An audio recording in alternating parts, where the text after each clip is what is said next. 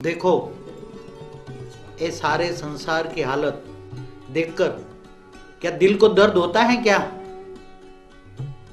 सोच रहे हो कि दुनिया की हालत क्या हो रही है, दुनिया क्या कह रही है? सोच रहे हो? देख ले तेरे संसार की हालत क्या हो गई। भगवान को कह रहे, किसको कह रहे? देख ले तेरे संसार की हालत क्या हो गई भगवान, कितना बदल गया इंसान। क्यों कह रहे हैं? आज दुनिया की हालत ऐसी क्यों बदल गई इतनी जल्दी? इसके जिम्मेदार कौन है? दुनिया जो आज बर्बाद होती जा रही है, सारा यूनिवर्स। मैं कोई एक धर्म संप्रदाय नात जात से परे की बात कर रहा हूं। यहां जो बात कर रहा हूं मैं केवल यूनिवर्स की, पूरे यूनिवर्स की बात कर रहा हूं। केवल एक धरती पर की बात नहीं करता हूं। धरती से परे भी 7 लोग ऊपर है, ऊपर में बैठे हुए भी आत्मा है। साकार मनुष्य जो बैठे हैं वो तो 700 करोड़ है। जो अनगिनत आत्माएं ऊपर बैठी हैं, ऊपर बुभुर लोक, महालोक, जनलोक, तपलोक, परमधाम में बैठी हैं, ब्रह्मापुरी, विष्णुपुरी, शिवपुरी, 7 लोक में भी ऊपर बैठी हैं, और 7 लोक पाताल लोक में भी आत्माएं बैठी हैं। इस ब्रह्मांड के 14 लोक में जो आत्माएं बैठी हैं वो सारी चिल्ला रही है। क्या कर रही है? चिल्ला रही है। क्या कर रही है? चिल्ला रही है। केवल मनुष्य नहीं चिल्ला रहे, मनुष्य तो ना के बराबर 5 तत्व, मनुष्य माना 5 तत्व वाली जो आत्माएं हैं वो तो ना के बराबर है। कितनी है? ना के 1 करोड़वा भाग है। मनुष्य कितने हैं? 1 करोड़वा भाग। बाकी जो बेहद की आत्माएं बैठी हैं, यहां बेहद की हम बात करते हैं, कोई हद की बात नहीं है। इस ब्रह्मांड के जो 14 लोक हैं उसके अंदर अनगिनत आत्माएं कोई 3 तत्वों में हैं, 3 तत्वों में। जो ऊपर बुभुर लोक है, महालोक है, जनलोक है, तपलोक है, ब्रह्मापुरी, विष्णुपुरी, शिवपुरी, फिर उसके ऊपर परमधाम में बैठी है, नीचे धरती से नीचे ये भूलोक है। भूलोक में मनुष्य है, 5 तत्वों में मनुष्य है, ये मनुष्य सृष्टि है, साकार लोक है। और इससे नीचे जो 7 पाताल लोक है, अतल वितल, तो अनगिनत बेहिसाब आत्माएं तड़प रही है। तो इसके लिए आपको ये क्यों हो रहा है, कैसा हो रहा है? भूलोक में जो दिखाई देता है, 5 तत्वों में जो दिखाई देता है वो तो भूलोक है। 5 तत्वों में जो दिखाई देता है ये तो 5 तत्वों में, इन आंखों से जो देखते हैं वो तो 5 तत्व वाली बात है। मगर इन आंखों से जो नहीं दिखाई देती, जो अव्यक्त दुनिया है, जो व्यक्त नहीं है, जो इन कैमरे में नहीं आ सकती, जो 5 तत्व वाला के कोई भी साधन में वो नहीं आ सकती, ऐसी जो अव्यक्त दुनिया है वो भी चिल्ला रही है। व्यक्त दुनिया भी चिल्ला रही है, अव्यक्त दुनिया भी चिल्ला रही है, सब चिल्ला रहे हैं। उनका कारण अगर समझना है आपको तो भारत के शास्त्रों को टटोलो। भारत के शास्त्रों में सब कुछ बातें लिखी हैं। क्या लिखी है?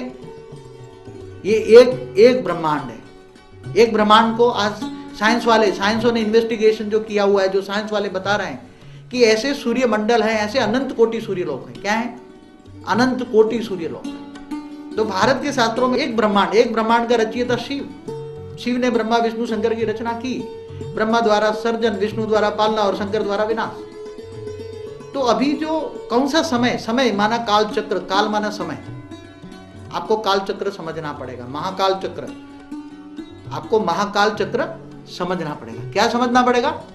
महाकाल चक्र। काल माना समय, काल माना गति, काल माना पावर। काल के कितने मतलब है? काल माना गति, काल माना समय और काल माना पावर। तीनों चीज को आपको समझना पड़ेगा। और जब 3 चीज समझ में आएगी तो काल और महाकाल का अंतर क्या है?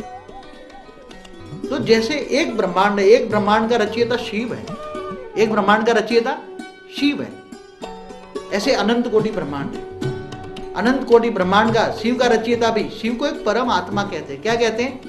शिव को परम आत्मा कहते हैं। आत्माओं का रचयिता परमात्मा। तो इस ब्रह्मांड का रचयिता परम आत्मा है। क्या है? इस ब्रह्मांड का रचयिता शिव कौन है? परम आत्मा है। क्या है? परम आत्मा। परम आत्माओं का रचयिता परम पिता है, सुप्रीम फादर है वो, जिनको पर ब्रह्म कहते हैं। पावर में से परम आत्माएं निकली। क्या? पावर में से परम आत्माएं निकली, और परम आत्माएं माना शिव ने ऐसे अनंत कोटि ब्रह्मांड बनाए। तो परम आत्मा अनंत कोटि ब्रह्मांड है, अनंत कोटि सूर्य लोक है। तो अनंत कोटि जब ब्रह्मांड बनते हैं, अनंत कोटि शिव बनते हैं, तो शिव का भी रचयिता महाशिव है। इसलिए हम महाशिवरात्रि मनाते हैं। क्या? महाशिव, महाविष्णु, महाब्रह्मा, इन सब का राज समझना पड़ेगा आपको। अनंत कोटि ब्रह्मांडों की उत्पत्ति कैसे हुई?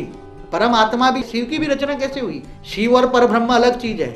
जो शास्त्रों में सब मिक्सअप कर दिए हैं, शास्त्रों में भी थोड़ी मिक्सअप है, शास्त्रों को समझने वाले अभी, क्योंकि इतनी ताकत किसी में समझने की रही नहीं है। शास्त्रों में जो बातें लिखी हैं, क्योंकि शिव और महाशिव को एक मान देते, जैसे शिव और शंकर को एक मान देते हैं, क्योंकि शिव शंकर अलग है। शिव का एक शैल है शंकर, जैसे विष्णु का अवतार है राम और कृष्ण 24 अवतार है विष्णु के, ऐसे शिव के 28 अवतार है। तो शास्त्रों में इस ब्रह्मांड की बातें कर दी, शिव कौन है, महाशिव कौन है, विष्णु कौन है, महाविष्णु कौन है, ब्रह्मा कौन है, महाब्रह्मा कौन है, ये सब बातें लिख दी, मगर सबको एक दूसरे को समझ में नहीं आया। तो शास्त्रों में, क्योंकि अपने शास्त्रों में बेहिसाब समय का, काल माना समय का, हिस्ट्री, समय की हिस्ट्री लिखी हुई है। अनंत कोटि ब्रह्मांडों की रचना, तो अनंत कोटि ब्रह्मांडों के रचयिता है परमात्मा है, माना शिव। तो परमात्मा जब जीव बन जाता है, शिव जब जीव बन जाता है, तो शिव जीव कब बन जाता है? पहले तो एक ब्रह्मांड की अपने ब्रह्मांड है, इस ब्रह्मांड का शिव निराकार परमात्मा ने, परमात्मा थी क्या, उसमें परम तत्व थे, तो परम तत्व से शिव ने निराकार एक संकल्प किया, मैं एक से अनेक हो जाऊं, तो शिव शक्ति बने, शिव शक्ति फिर विष्णु की, फिर ब्रह्मा की, आप सारी हिस्ट्री वो है उसमें देख लेना है कि महाकाल चक्र के बारे में बहुत कुछ कहना है आपको, महाकाल चक्र समझाना है, केवल काल चक्र नहीं।